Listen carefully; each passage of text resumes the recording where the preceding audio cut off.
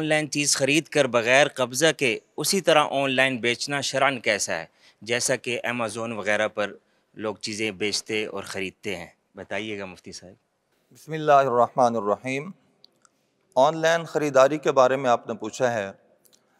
اس کا طریقہ کار جو ہمارے ہاں متعارف ہے وہ یہ ہے کہ لوگ اپنی آئی ڈی کے اوپر، اپنے پیج کے اوپر، اپنے اکاؤنٹ کے اوپر کوئی پوسٹ بناتے ہیں اور پوسٹ بنا کر چیزوں کو اس کے اوپر لکھ کر آویزاں کر کے ان کی تصاویر وغیرہ اپلوڈ کر دیتے ہیں کہ یہ چیزیں ہم سے اتنے میں خریدیں، حالانکہ وہ شے ان کے ملکیت میں نہیں ہوتی، ان کے قبضے میں نہیں ہوتی، ان کے پاس موجود نہیں ہوتی، بلکہ امیزون یا کوئی بھی اس طرح کا پلیٹ فارم ہے ان کے پاس یہ شے موجود ہوتی ہے، اور پورے پاکستان بلکہ پوری دنیا سے لوگ اس طرح صرف پوسٹ بنا کر چیزیں فروخت کر رہے ہوتے ہیں، حالانکہ نہ وہ شے ان کی ملکیت ہے نہ ان کے پاس موجود ہے۔ شریعت مطہرہ میں میرے پیارے آقا کریم علیہ الصلوۃ والسلام کی جو تعلیمات ہیں وہ یہی ہیں کہ کوئی شے بغیر قبضے کے نہیں بیچی جا سکتی، یعنی جو شے آپ کے قبضے میں نہیں ہے آپ اس کو فروخت نہیں کر سکتے، اور اس سے بھی پہلی بات یہ ہے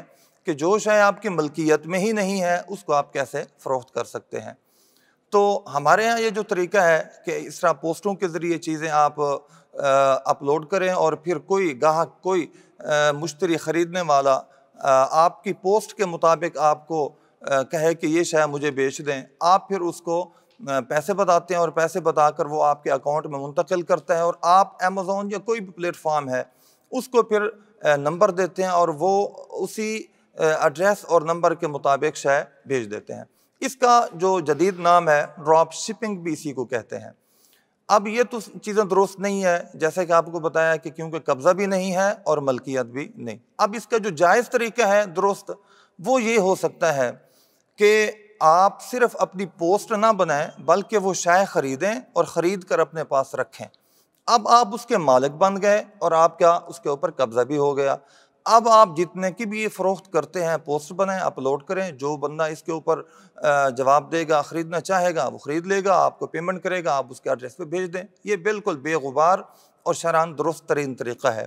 دوسری صورت اس کی یہ ہو سکتی ہے کہ آپ بروکر بنیں، آپ اپنا کمیشن رکھیں، اور آپ پوسٹ بناتے ہیں تو آپ یہ نہ کہیں کہ میں یہ شے بیچ رہا ہوں، بلکہ آپ یہ کہیں کہ یہ شے اتنے میں آپ کو ہم وہاں سے منگوا کے دے سکتے ہیں، ہمارے پاس ہے نہیں، ہم لا کے آپ کو منگوا کے دے سکتے ہیں۔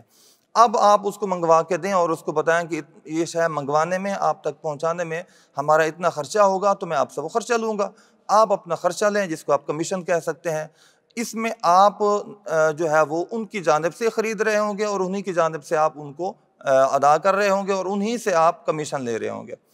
تیسرا طریقہ یہ ہو سکتا ہے کہ آپ اپنے پاس اس شے کو محفوظ نہیں رکھ سکتے، ظاہر اخراجات ہیں، اور اپنے پاس منگوائیں تو الگ اس کے چارجز ہیں، پھر جو آپ کا خریدار ہے اس کے پاس بھیجیں تو دوسرے اس کے اخراجات بڑھ جائیں گے۔ تو اس کا طریقہ یہ ہے کہ کمپنی میں آپ کا بندہ موجود ہونا چاہیے، آپ کا وکیل ہونا چاہیے، آپ کا نمائندہ ہونا چاہیے، اور وہ کمپنی سے آپ کی جانب سے وہ شے خریدے اور اس پر قبضہ بھی کرے۔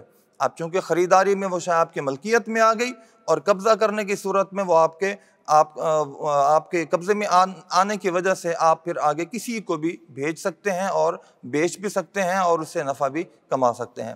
دیکھیں، شریعت مطہرہ نے ہر شے کا ایک طریقہ بیان فرمایا ہے، اگر ہم اس کو فالو کرتے ہیں تو یقیناً وہ شے لینا بھی، دینا بھی، بیچنا بھی، فروخت کرنا بھی اور اس کا نفع کمانا بھی حلال۔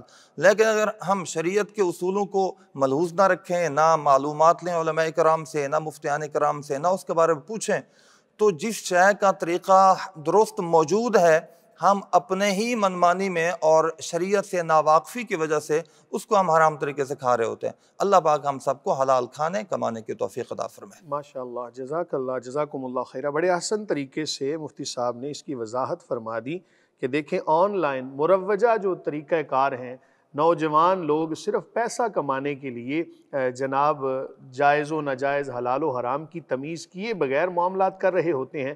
تو اگر شریعت کو فالو کریں گے، دیکھیں تھوڑا سا طریقہ کار بدلنے کی وجہ سے ایک چیز جو ہے وہ مکروہ سے نکل کے یا ناجائز سے نکل کے جائز طریقہ کار میں آ جاتی ہے۔ اس لیے تمام تر معاملات میں ہمارے ہاں کیا ہوتا ہے، مفتیان کرام ہمیں تبھی یاد آتے ہیں کہ جب کوئی طلاق کا مسئلہ ہو، نکاح کا مسئلہ ہو، یا کوئی بھی جناب اس طرح کا کوئی معاملہ بن جائے، تب ہم دارالافتاء کا رجوع کرتے ہیں۔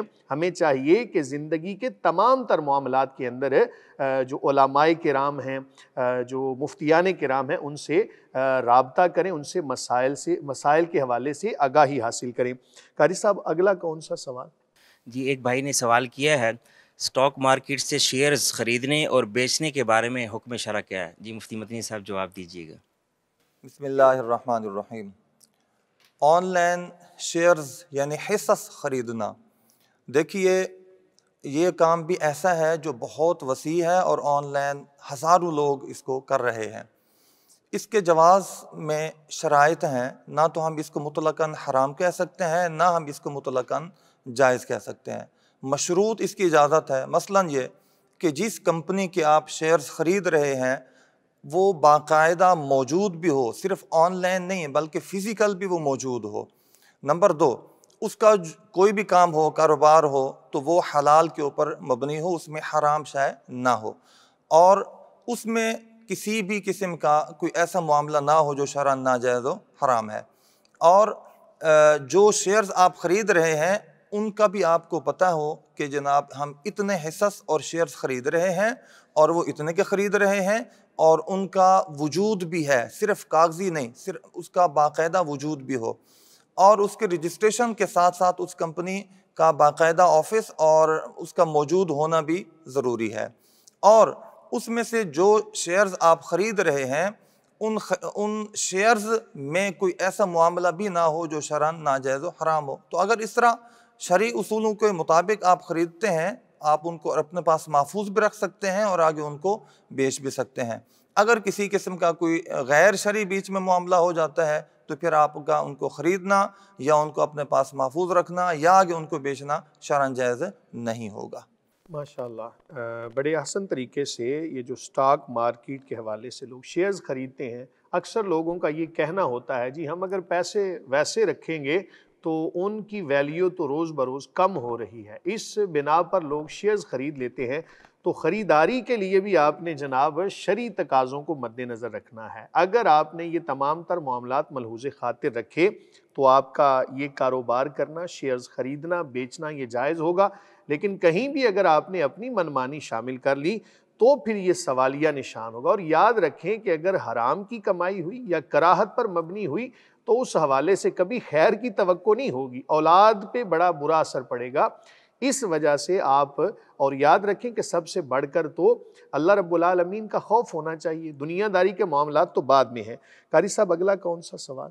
اگلا سوال ایک بھائی نے سوال کیا ہے، میٹرس یا روئی کے گدے پر احتلام ہونے کی صورت میں پاک کیسے کریں گے؟ جی مفتی مدنی صاحب جواب دیجیے گا۔